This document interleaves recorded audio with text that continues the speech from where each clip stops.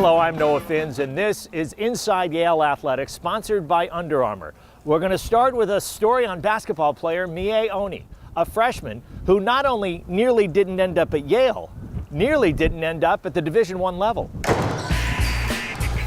Doesn't look like a freshman, does he? Let alone a freshman who wasn't even recruited out of high school. Like maybe midway through my high school career, I didn't think I was going to be able to play at any level in college. It's amazing because, you know, he didn't receive any scholarship offers out of high school. I didn't play any varsity minutes until the end of my junior year.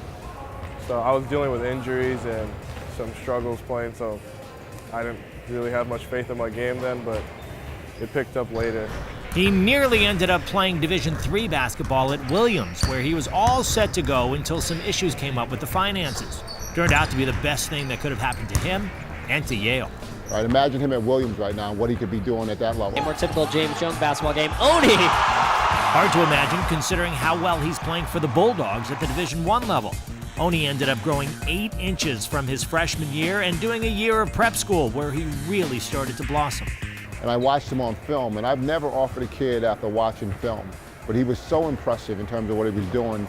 It led us to give him an offer. He came out to visit on his own dime with his father. In the meantime, other Division I programs were starting to catch on to what he was doing.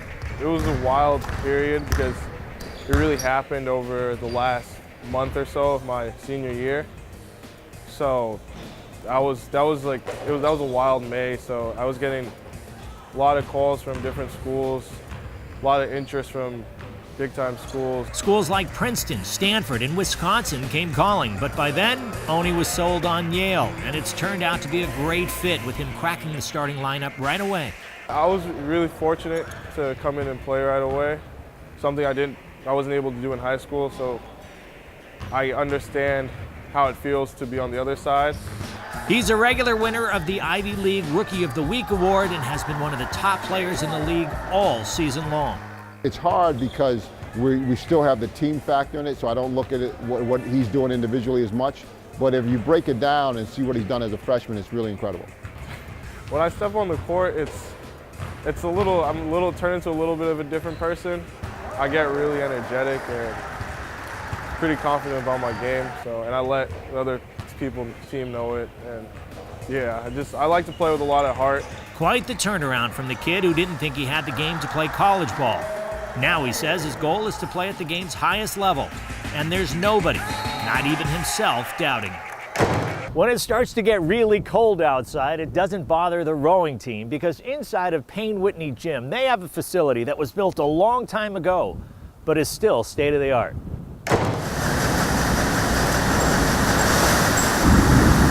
Yale is the birthplace of collegiate rowing in the United States. We're blessed at Yale to have this space, no question. Few people know that Payne Whitney was actually a rower at Yale, and when he passed away, his widow wanted to build something in his honor, so she built the Payne Whitney Gymnasium. And of course, it only appropriate, the basement here are 3 sets of rowing tanks. This building was built in 1931, circa World War II technology. These rowing tanks were state-of-the-art then, but still remain amazing today. And anytime someone's building a boathouse across the country, they come to measure our facility to see if they can replicate these tanks. And usually the end result is they cannot do it. Moving water, you can see the water in motion. And the whole concept of this is to simulate an 8 moving up to speed. So we'll actually row with the flow of the water to simulate the boat getting lighter and lighter. Many programs have rowing tanks, but they're not propelled.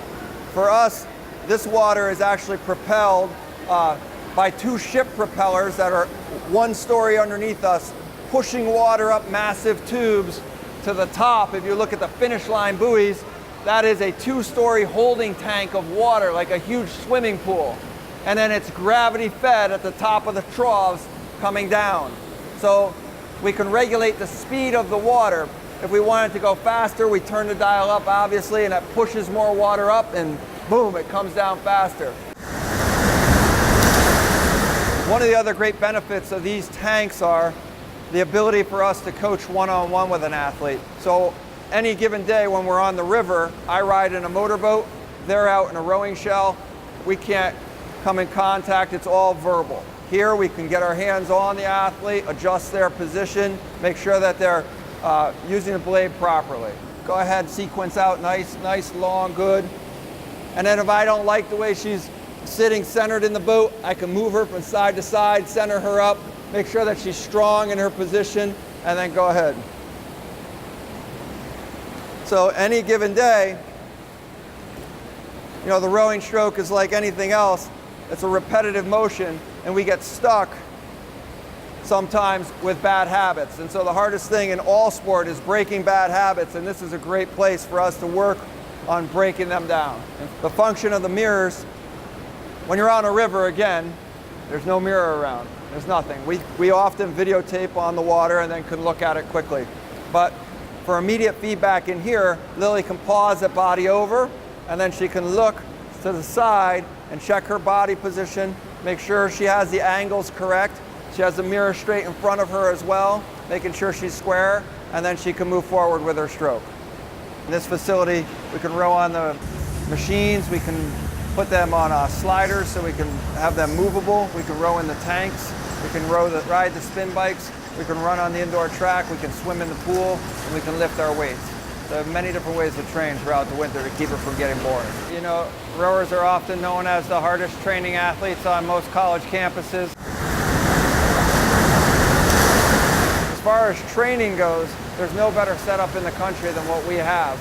And this, the rowing tank in particular, allows us to do things technically that we would not be able to do without it.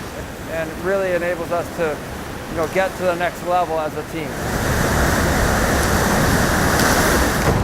Well, that's going to do it for this edition of Inside Yale Athletics, sponsored by Under Armour. Till next time, we'll see you on campus.